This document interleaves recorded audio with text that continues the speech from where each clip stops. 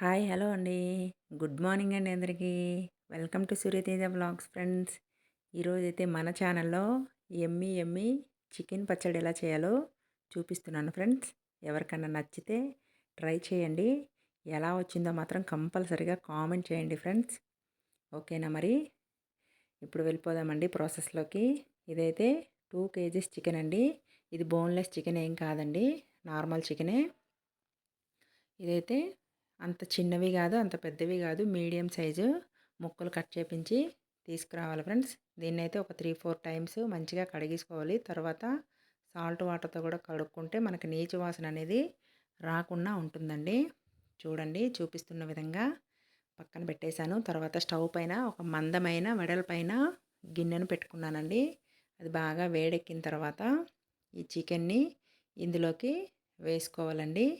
ఇందులో ఒక స్పూను పసుపు, 2 స్పూన్ల సాల్టు, చూపిస్తున్న ఆ గరిటెతో 2 గరిటెల ఆయిల్ వేసుకోవాలండి. వేసుకొని మంటనైతే హై ఫ్లేమ్లోనే పెట్టాలండి.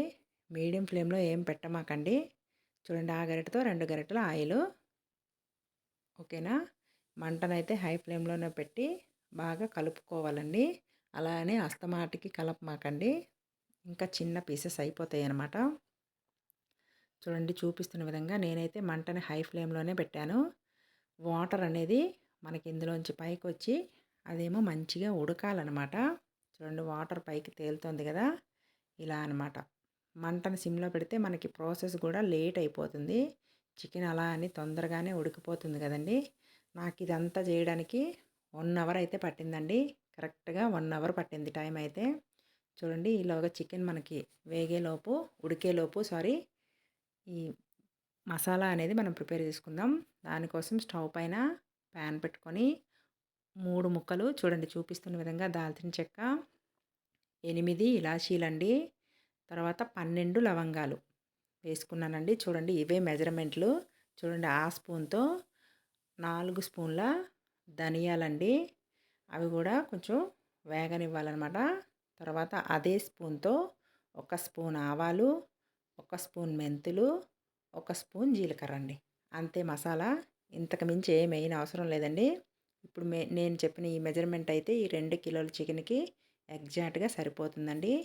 ఇవన్నీ మనకి మీడియం ఫ్లేమ్లో పెట్టుకొని వేయించుకోవాలండి. వేయించుకొని బాగా చల్లారనివ్వాలన్నమాట. చల్లారనిస్తే ఇది మనకి చికెన్ పికిల్కి కావాల్సిన మసాలా అనేది మనకి రెడీ అయిపోయినట్టే. చూడండి, మన చికెన్ ఈలోగా ఎంతవరకు వచ్చిందో మనం ఒకసారి చూద్దామండి. చూడండి, వాటర్ అంతా ఇంకిపోయినాయి ఆల్మోస్ట్. మనం ఇప్పుడు ఇందులో ఆయిల్ వేసాం కదండి, 2 స్పూన్లు. ఆ కొంచెం ఆయిల్ అనేది మనకి తేలాలన్నమాట. కొంచెం పైకి వస్తే మనకి చికెన్ అనేది వేగిపోయినట్టే. అస్సలు వాటర్ అనేది తగలకూడదండి దీనికి. వాటర్ని ఏం తగిలించకుండా జాగ్రత్తగా ప్రిపేర్ చేసుకోండి. చూడండి, ఉడికిపోయింది మనకి చికెన్ అయితే. ఓకేనా? ఇది మనకి 80% ఇలా కుక్ అయిపోతే మనకి చికెన్ పచ్చడి చేసుకోవడం చాలా ఈజీ అండి. రెడీ అయిపోయింది. దీన్ని ఇప్పుడు మనం పక్కన పెట్టేద్దాం. తర్వాత ఈ చికెన్ మసాలా అనేది మనకి చల్లారిపోయింది కదండి, దాని ప్రాసెస్ చేద్దాం. ఇప్పుడు నా దగ్గర మరొకటి వెడల్పు గిన్నె లేదనమాట. ఈ చికెన్ని వేరే ప్లేట్లో తీసుకొని ఆ గిన్నెనే నేను కడిగేసి మళ్ళీ స్టవ్ పైన అదే గిన్నె పెట్టుకున్నాను. చూడండి, దొడ్డుప్పు వేసుకుంటారు కొంతమంది.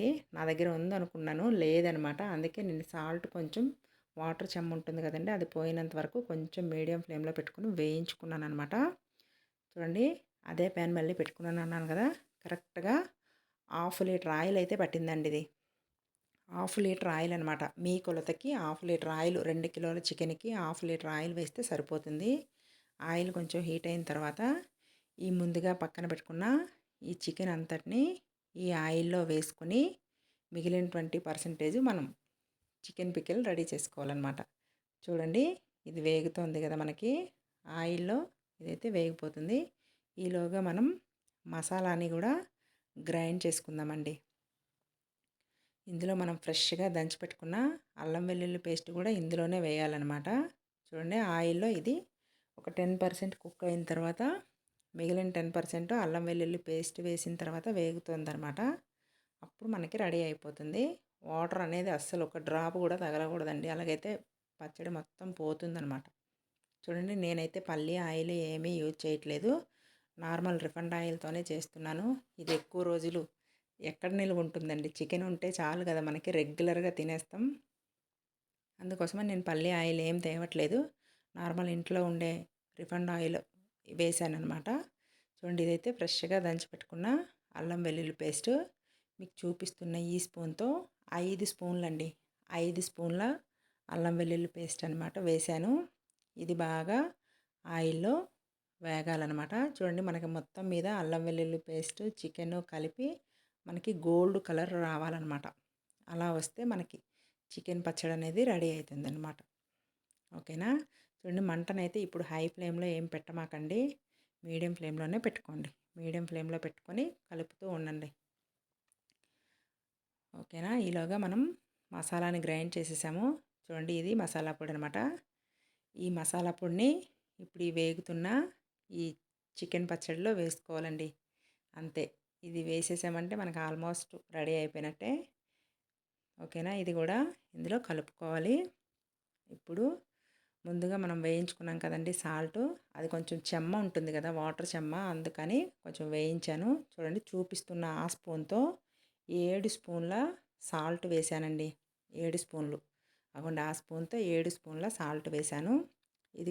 ఇది బాగా మిక్స్ చేసుకున్న తర్వాత మళ్ళీ అదే స్పూన్తో కారం కూడా 7 స్పూన్లే వేసానండి. ఇదేం బయట తీసుకురాలేదు. కారప్పొడి కూడా ఇంట్లోదే. చూడండి ఎంత రెడ్గా ఉంది కదా, బాగా కలర్ఫుల్గా కనిపిస్తుంది చికెన్ పచ్చడి అయితే. సాల్టు కారం ఈవెన్గా వేసుకున్నాను. మీరు ఎవరన్నా ఇంకొంచెం ఎక్కువగా తింటే వేసుకోండి. నేనైతే అది 7 స్పూన్లు ఇది 7 స్పూన్లు వేసానన్నమాట. నాకు ఎగ్జాక్ట్గా అయితే నాకు ఈ 2 కిలోల చికెన్కి నాకు కరెక్ట్గా సరిపోయిందండి. చాలా బాగా వచ్చింది. కలర్ చూడండి ఎంత రెడ్గా ఉందో కదా, వీడియోలో చూస్తుంటేనే తినేయాలనిపిస్తుంది అనమాట. ఓకేనా. ఇప్పుడు దీనికోసం మీడియం సైజు నిమ్మకాయలు 6 అండి. 6 నిమ్మకాయలు బాగా రసం ఉండేటివి తీసుకొని రసం పిండుకొని పక్కన పెట్టుకోవాలన్నమాట. ఇప్పుడు స్టవ్ అయితే నేను ఆపేసాను కారం వేసిన తర్వాత. చూడండి ఇవి 6 నిమ్మకాయలు బాగా రసం ఉండేవి.